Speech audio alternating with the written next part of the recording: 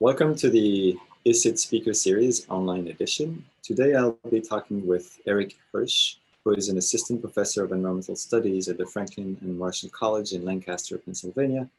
Eric is also currently a postdoctoral fellow with us at the Institute for the Study of International Development, McGill. Eric is an anthropologist by training, and he's been studying the role of climate change and the role that it plays in everyday life of people, particularly in Peru. So welcome, Eric. Thanks so much for having me, Yann. Yeah, thank you for coming. So let's get right into it. I asked you to select an image for us to look at as a sort of conversation starter. So let's start with that image. What I'm seeing on that image is a sort of board game that seems to represent a progression through various stages of maybe a family's life or something like that, with some landscape elements as well, including chopped trees and things like that. So yeah, tell us what this is. Right, so it's a board game, and I just have the hard copy version here so you can get a sense of the size. Oh, it is big, yeah.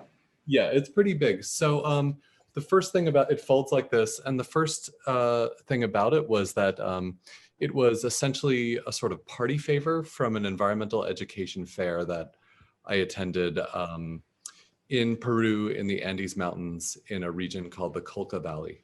And so I could see people, especially kids, carrying this somewhat hefty box out of the environmental education fair and like really excited about the size, that it was like a substantial gift, that it was like this cool free thing to get.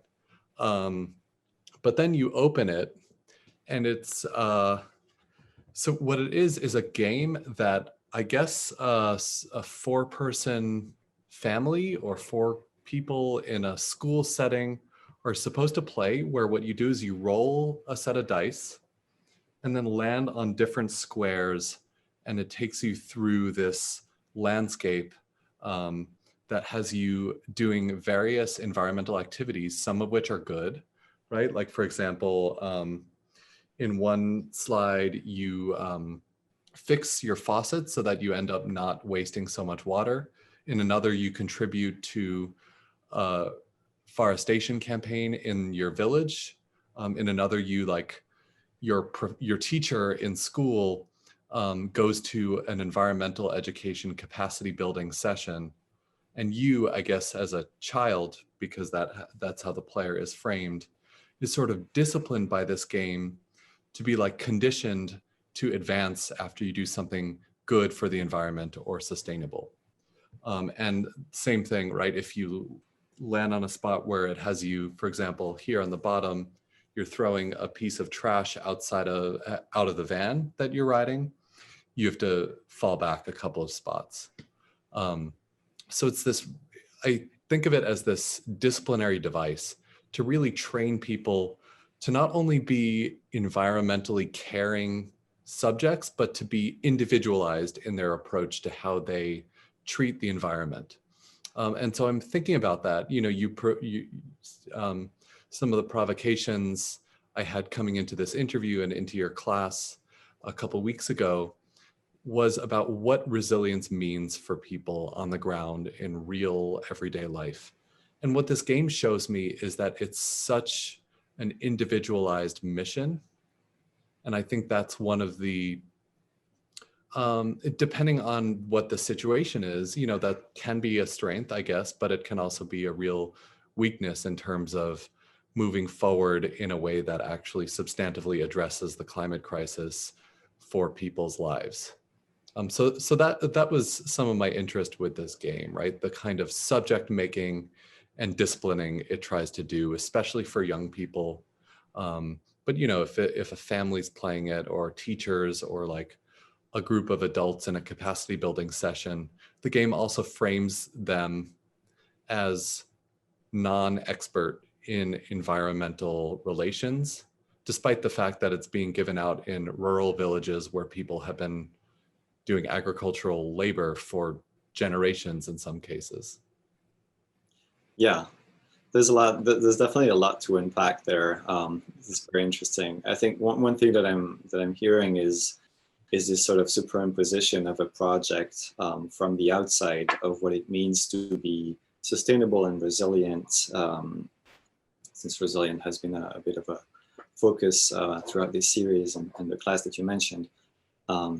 That's sort of superimposed over a local context, and in a interesting, almost insidious way of working through education and children's perceptions, right?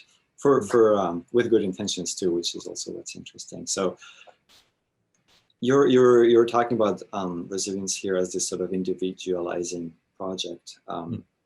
But presumably people might have a conception that they probably don't call resilience, but of what it means to persist and to exist on the long term in those environments. So how does that align or doesn't align with these projects that are proposed to them through this game?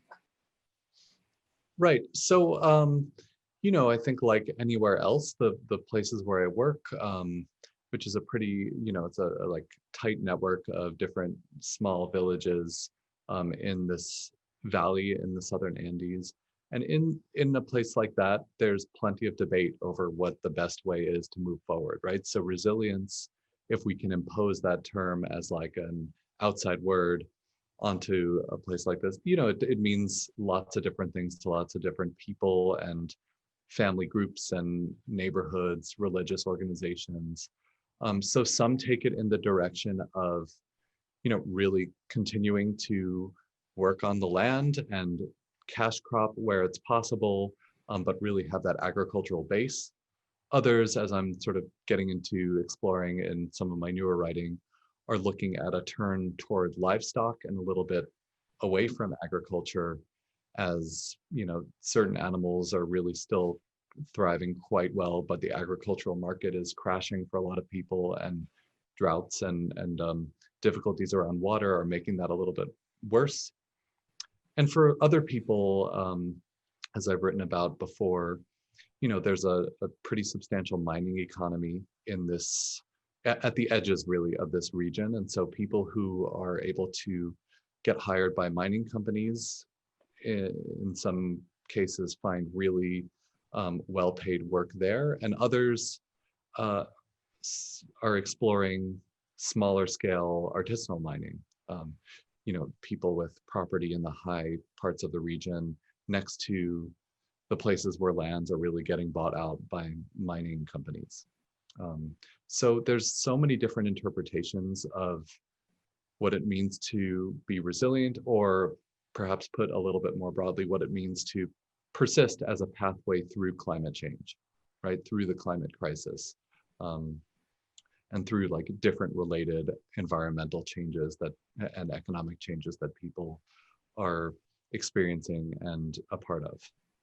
And I think, just to give one last point on that question, the fourth idea, and probably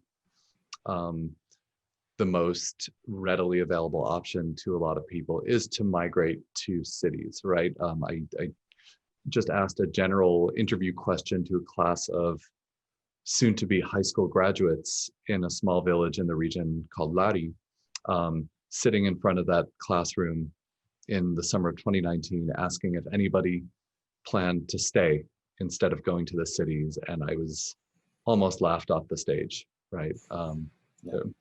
The students were like, why would I stay? So certainly migration is part of this decision-making trajectories for lots of people. Yeah, and that's the case in a lot of places, right? When you look, I mean, the Andes definitely is one place. I've spent some time in Morocco where it's very similar as well. People don't stay, or they leave and then they come back, but they mostly don't stay put. And I think that's coming back through the game and those dynamics. It raises questions about people's project for those people versus those people's projects on their own. And I'm wondering considering these dynamics, especially I'm thinking about migration that you described, people leaving, and also about mining. And you talk in your writing about indigenous mining as well. Those are two things that are not necessarily aligned with outsiders, and especially development agencies or environmental NGOs perspective on what a place like the Kroll Valley in Peru should be. How do you see some sort of clash there, and how, if so, how does it play out? Is it through some sort of subtle work and of convincing people that they should be doing things differently, or what's happening on that front? Right. So that's a really good question. And the way I see it is as a sort of continuation of a lot of the conflicts that arise out of development projects, right? The sort of conflicts over knowledge and expertise have been pretty widely explored in anthropology and sociology, political science work on development projects in lots of different places, around the world. And I see that happening here too. And it's certainly nuanced, right? It's not a black and white. Development agents want one thing, villagers want another, and development agents win because they're more powerful. There's some close flow between being a villager and being a development agent and going back, right? Those are sometimes shared positions. And so the way I've been seeing this, and it's sort of an ongoing research question for me that hopefully when I get back to the field one day, I can really probe a little bit more, is a distinction between the idea of the adaptation, which I see as this really planned set of changes in that conform to some crisis, like the environmental, like climate crisis or other environmental changes. They're like discrete actions that organized projects take. And that's often characterizing the agenda of some of the development programs, like the DESCO NGO, which put out this map, this game a couple of years ago. And then a broader way to think about it is to go from the adaptation, this like discrete set of projects, to what I'm thinking of as the response, which is a bit more of a general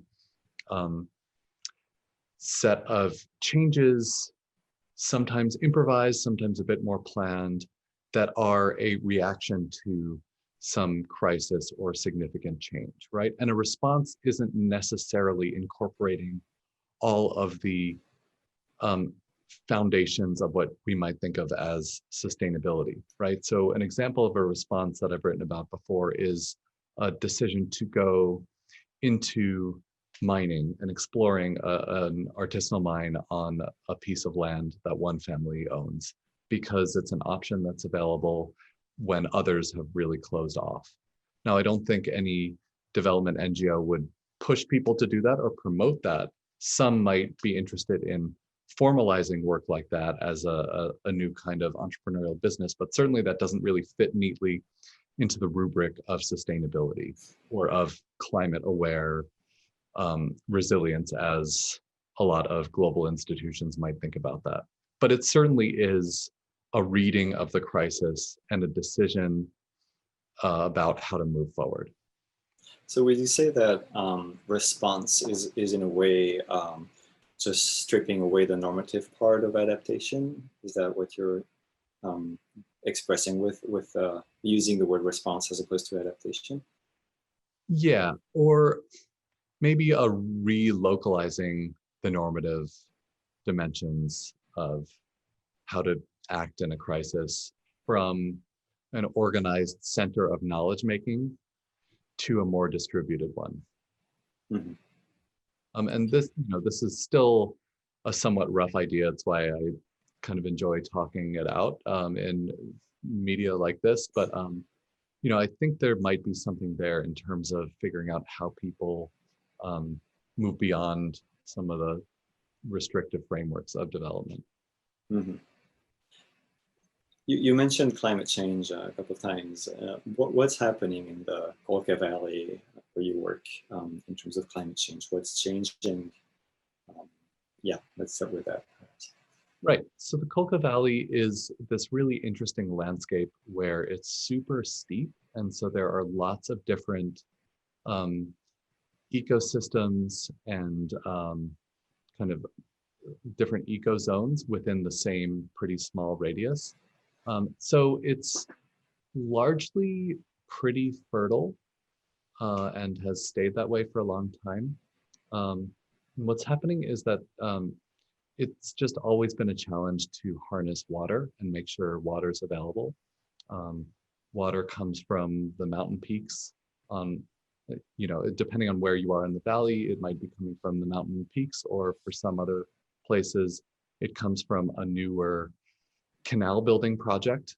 The Mahes Canal has been a sort of hugely ambitious and also controversial project in the valley for, I think, close to 50 years now. And what people are finding is that while crops are in many places still growing nicely, it's taking a lot more water to do the same amount of growth. So that, like droughts are certainly becoming a reality in terms of that. There's dramatically unpredictable weather. So harvest years are significantly less reliable for a lot of people. And then, yeah, so I would say those are the biggest issues, right? Drought and unpredictable weather, creating issues for harvest and crop prices. There are also other markets. Yeah, go ahead. Right. And is a flow, so you're describing, I guess, drought causing more evapotranspiration and so more need of water, right? And also, yeah, unpredictability. But I guess also the flow of water is changing. So into these canals, or irrigation water coming from glaciers and snowmelt, is it decreasing? Is that noticeable there? I'm not sure. I haven't looked closely at the canals. I think because of the canal projects in certain parts of the valley, like the village of Yanke, where I do most of my work, there's actually been more abundant water. It's sort of diverted from mountain lakes to, in the higher elevation regions, which have hurt some of those communities up there. So the middle and lower lying communities where I do a lot of my work have sort of, for now at least, seen an increase in water, but also an increase in demand and need for water. Right. Mm-hmm. Interesting. Yeah, and I also know, and I don't know this case, but that there are, there can be an increase in water with warming as glaciers melt and then decreases later. So there's also that possibility. But anyways, not getting too far into the biophysical dimensions. How is this altering then how people see their future in the valley? Are they, so you're talking about young people not really imagining a future at all in the area. I'm sure there are different perspectives between generations and genders. So can you describe a little bit how people see that future? Yeah, so the people that I spoke to in the older generations that were generally okay with and happy about being able to farm just to eat, or generally to don't have too much pressure to get into the cash crop market, we're doing well. So that perspective, there's so many different meetings and fora there where older folks are coming to speak out about how, there's not enough safeguards being put in by the local and regional government to keep young people incentivized to want to stay. So there's certainly tension there. Younger people, in a lot of cases, are trying to go to the cities, especially when they want to pursue a higher education. There's also the question of tourism, which is really interesting and something that certainly needs mentioning if we're talking about economic and environmental change, because tourism really does contain within it that promise of a new set of business possibilities for people to of all ages to actually stay in the valley. And so there are some countercurrents where people are excited to start businesses and are being aggressively trained and pushed by NGOs like the one I've worked with to start tourism businesses. So there's like this promise and also this huge amount of speculation going on about tourism that, you know, as long as you stay and set up a business, the tourists will come. You know, that's a really speculative statement, right? But that is a certainly growing industry that, to some at least, promises a better business life and significant income. So those younger people who are planning to leave, some of them are maybe willing to stay if something like that develops, do you think? Right.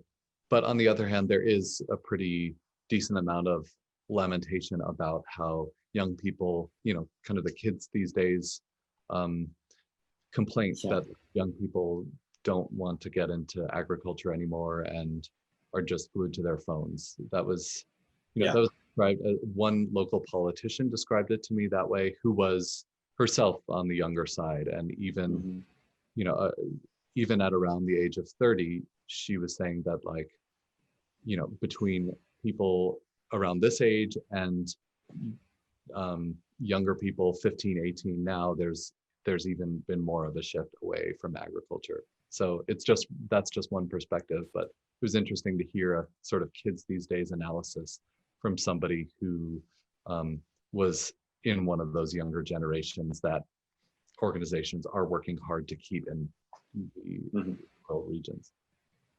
Yeah, and I think that's a complaint that you'll hear in so many places, right? Like, I mean, I feel like the complaint that the young generation doesn't want to farm anymore. I've heard in multiple places. It seems to be a constant.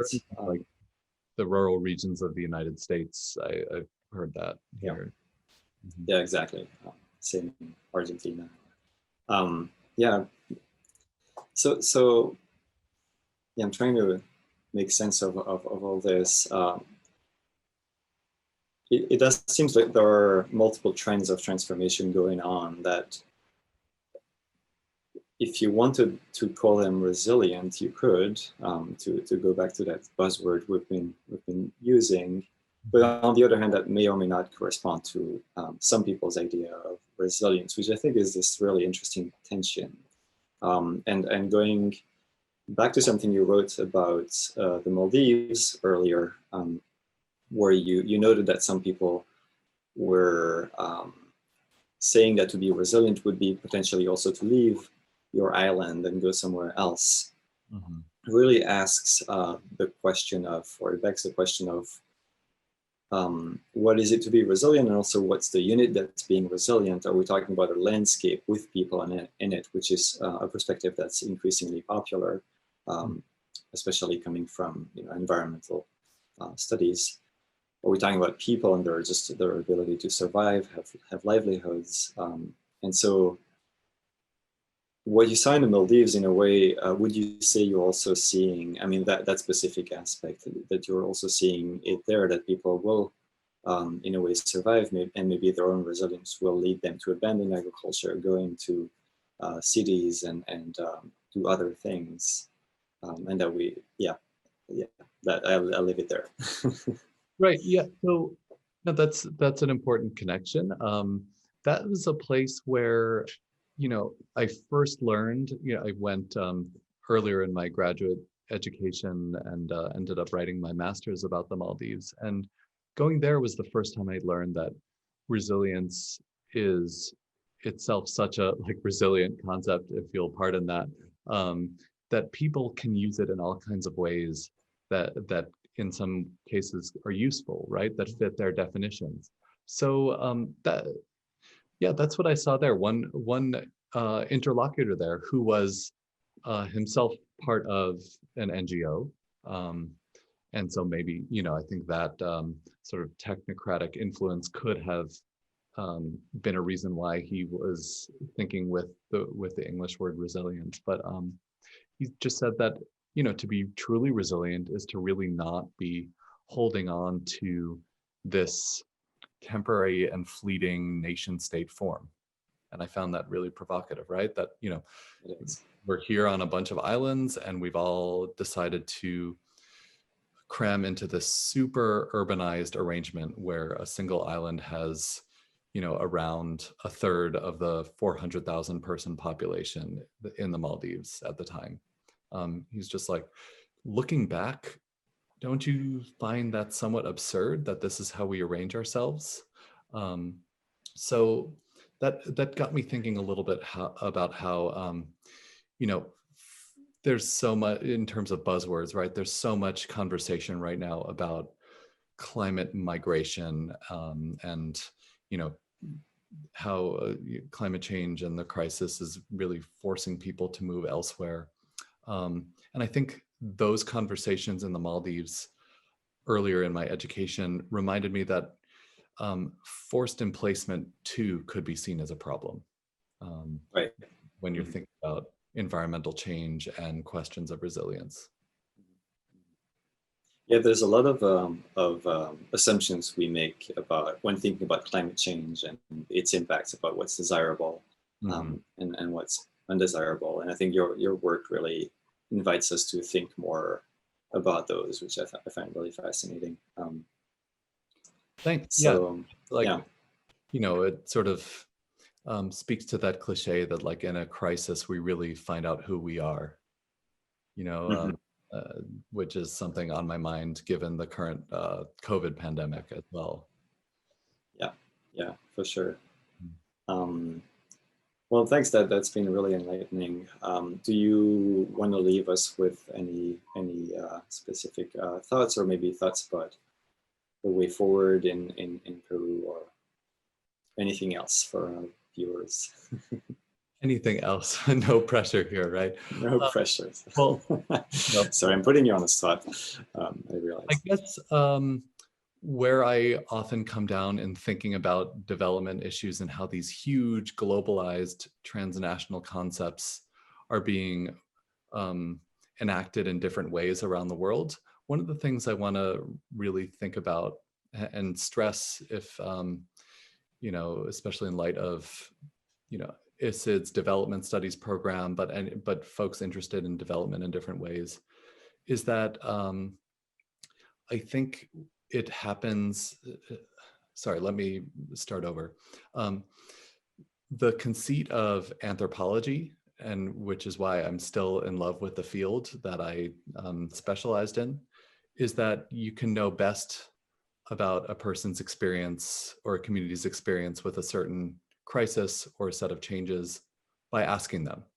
And so, like, starting out with asking instead of bringing in some globalized framework of whatever it is, resilience, sustainability, adaptation, crisis even, instead of starting with that framework that you're coming in with, instead starting by asking questions and coming up with grounded concepts, I think that that can be a really powerful way to meet people's needs and meet people where they are.